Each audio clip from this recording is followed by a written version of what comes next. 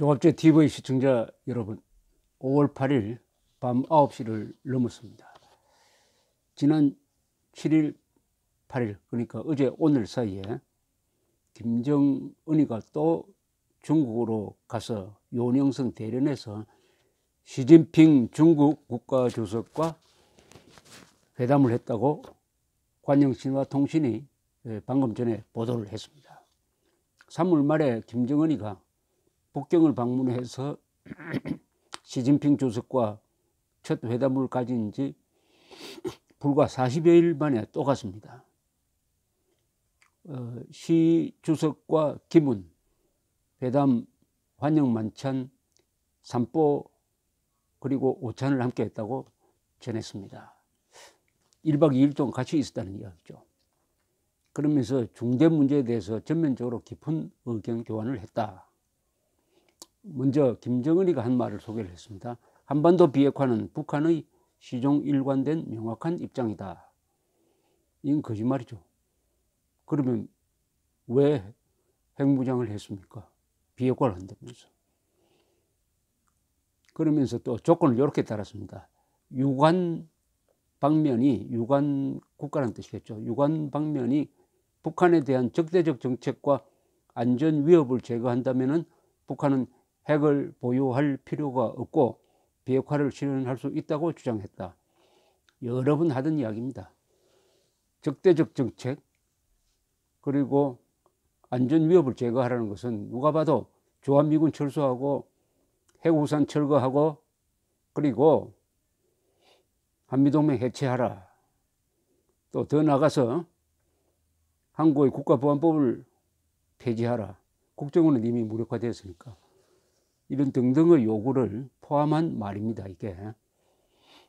그러니까 조건부죠. 완전한 비핵화를 하겠다고 뭐 판문점에서 합의했다는 것은 그것은 완전한 한반도 비핵화, 즉 완전한 한미동맹 철거, 완전한 핵우산 철거, 그리고 완전한 주한미군 철수 또는 무력화, 중립화 등을 포괄하는 의미입니다. 그것을 문재인 정권과 친여 여론이 합세를 해가지고 마치 김정은이가 개화천선해가지고 스스로 모든 핵무기를 폐기하기로 약속한 것처럼 국민들을 오도하고 있는 것입니다. 오도하고 있는 것입니다. 이 명백하지 않습니까? 조건이 있다. 적대 정책과 안전 위협을 제거하더라. 그런데 북한을 누가 쳐들어가려고 합니까 지금? 북한에 대한 적대 정책을 펴는 것은 미국과 한국이 아닙니다. 북한이 계속 도발하고 미사일 쏘고 핵실험 해대니까 방어 정책을 쓰고 있을 뿐이지 한국과 미국이 언제 북한에 대해서 적대 정책을 편 적이 있습니까? 그러니까 이건 실현 불가능한 조건을 제시를 하면서 핵을 폐기하겠다고 했으니까 사실은 핵 폐기 안 하겠다는 다짐에 불과합니다. 완전한 비핵화는 완전한 사기입니다. 김정은은 이어서 미북 회담을 통해 트럼프와의 회담을 통해 상호 신뢰를 구축하고 관련 당사국이 책임있게 단계적이고 동시적인 조치를 취해서 한반도 문제의 정치적 해결을 전면적으로 실현해 한반도 비핵화와 장기 평화를 최종적으로 이뤄내기를 희망한다고 말했다. 여기 단계적이고 동시적인 조치란 말 중에서 핵심은 북한이 이렇게 하니까 미국은 대북 제재를 해제해 달라. 조금 더 나가면은 그 다음 단계에서는 미국은 주한미군을 철수해 달라. 그러면 우리는 뭐를 하겠다. 이런 식으로 야금야금 대북 제재를 무력화시키고 한미동맹을 약화시키겠다는 그런 뜻입니다. 이게 단계적이고 동시적인 것. 근데 단계적이고 동시적인 말은 과거의 전략을 되풀이하면서 우선 제재 해제를 추구하겠다는 뜻인데 이미 미국 정부는 일괄 타결이지 단계적이고 동시적이란 전략은 받아들일 수 없다라고 했습니다. 그런데 또 이런 말을 되풀이한 것은 이번에 시진핑을 만난 목적이 트럼프하고 만나서 어떻게 나오면 좋겠느냐라고 상의를 한 거죠. 코치를 받으러 간 것인지도 모르겠습니다. 그것은 뭔가 잘 안 풀리고 있다는 이야기죠. 미국과 지금 회담 준비를 해가는 과정에서 계속 미국이 강력한 요구를 하고 있습니다. 지금까지는 완전하고 검증 가능하고 되돌이킬 수 없는 핵 폐기 원칙에다가 플러스 화학무기, 생물학 무기까지 영구 폐기해야 된다.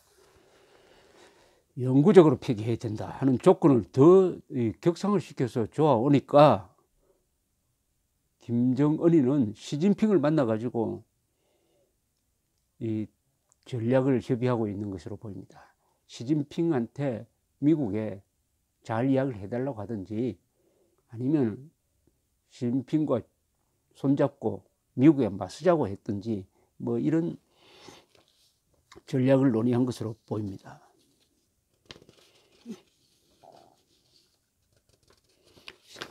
김정은이 또 말을 많이 했습니다. 중국이 오랫동안 한반도 비핵화 실현과 지역 평화 안정에 중요한 공헌을 한 것에 감사한다면서 시진핑 주석의 멀리 내다보는 탁견을 높이 평가한다고 말했습니다. 이게 지금 서로 김정은은 시진핑을 축혀주고 문재인 대통령은 트럼프를 축혀주는 이런 모양새입니다. 시진핑 주석은 이렇게 이야기했다고 합니다. 현재 한반도 국면이 심각하고 복잡하게 변하는 중요한 시점에 김 위원장이 40여일 만에 다시 중국에 와서 회담을 갖게 된 것은 두 당, 북한 노동당과 중국 공산당 관계를 고도로 중시하고 있음을 보여준다며 이를 높이 평가한다고 말했다. 시 주석은 이어서 김 위원장과 다시 만나 중국 북한 관계의 건강하고 안정적인 발전을 추진하고 한반도 장기 안정을 실현하고 지역 평화 안정과 번영 촉진을 위해 함께 노력하기를 원한다. 이것은 뭐 원론적으로 하는 이야기고, 김은 시 주석에게 최근 북한 내 발전과 당의 건설 현황을 통보했다. 또 북한의 경제 재건 정책에 대한 설명을 했으니까 중국 측의 지원을 요청한 것으로 이렇게 보입니다. 시 주석은 북한 노동당이 모든 역량을 사회주의 경제 건설 노선에 집중하기로 하고 핵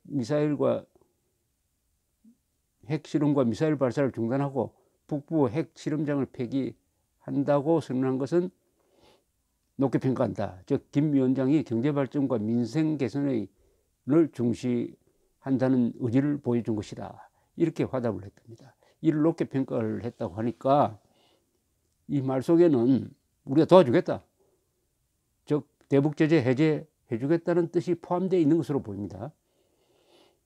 이 정리를 하면 이렇습니다. 김정은은 시진핑을 만나 트럼프와 회담할 때의 전략을 주로 논의하였을 것입니다. 시진핑의 지지를 받아 트럼프에게 내어놓을 안건을 점검하였다는 이야기죠. 그 다음에 단계적 동시적이란 말을 또 꺼냈는데 트럼프는 이런 전술을 지금 비웃고 있으니까 이게 통할지는 미지수입니다. 완전한 핵폐기 의사는 전혀 밝히지 않고 오히려 조급부 핵폐기를 선언한 셈인데 과연 미국이 이를 받아들일 수 있을지가 문제입니다. 더구나 트럼프가 내일 이란 핵 합의를 깰 가능성이 많습니다. 그러면은 김정은에게는 양보할 여지가 더욱 좁혀집니다.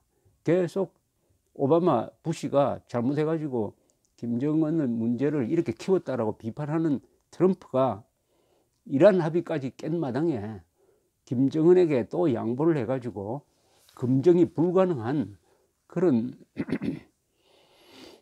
약속을 서로 했다가 두고 욕을 먹는 그런 선택을 하기가 매우 어렵게 되었다. 즉 트럼프가 오히려 발목이 잡혀 있다. 왜냐하면 김정은에게 속아서는 안 된다. 김정은과 합의를 할 것 같으면 과거의 합의와는 차원이 다른 합의가 되어야 한다 하는 압박을 트럼프가 받고 있다, 이런 얘기죠. 김정은은 일단 중국과 관계만 개선하면은 대북 제재 구멍을 낼 수 있고 그 뒤로는 시간을 벌면서 여유 있게 트럼프를 대할 수 있다, 이런 계산을 한 것이니까 어쨌든 시진핑으로부터 경제 제재 해제와 이 경제 지원을 요청한 것으로 보입니다. 이게 시진핑이 어떻게 대답을 했는지 모르지만 이게 또 간단치 않습니다. 만약 중국이 북한에 대한 제재를 느슨하게 해주면은 미국이 중국에 경제 보복을 할 겁니다. 미국이 5천억 달러의 무역 적자를 보고 있는 미국이 중국에 대해서 경제 보복을 한다면은 중국은 어떻게 나올 것이냐. 그래도 김정은을 경제적으로 지원할 수 있을까? 이게 참 딜리케이트한 문제입니다. 트럼프로서는 시진핑을 업은 김정은을 어떻게 상대할지 정말 흥미진진하고 예측 불허라고 볼 수가 있습니다. 이런 가운데서 문재인 정부가 어떤 역할을 하느냐에 따라서 이런 큰 판이 흔들리고 있는 상황에서 대한민국의 국가 이익, 즉 국가의 독립, 국민의 안전, 생명, 재산, 자유, 행복, 이것을 문재인 정권이 지켜낼 것이냐, 아니면은 김정은, 시진핑 편에 섬으로서 대한민국의 안전을, 번영을 희생시킬 것이냐, 이거죠. 이 큰 판이 돌아가는 데서 문재인 정권이 김정은에게 속고 시진핑에게 굴복한다면은 대한민국은 불행해질 것입니다. 지금 그 단계로 한 발을 디딘 것 같은데 두 발을 디디면 빠져나올 수가 없어요. 두 발을 디디면 빠져나올 수가 없습니다. 이런 상황에서는 순간의 결정이 수십 년을 좌우하게 됩니다. 문재인 대통령이 오로지 국가, 국민을 소중히 여기는 평상심으로 돌아가서 거짓말쟁이 김정은과 국제법을 예사로 무시하는 시진핑에게 휘둘리지 말고 한미일 동맹을 새삼 결속시켜야 이 난국을 헤쳐나가면서 종속적인 관계로 떨어지든지 심할 경우에는 핵을 가진 주변 국가의 인질이 되는 비극을 막을 수 있을 것이라고 생각을 합니다. 감사합니다.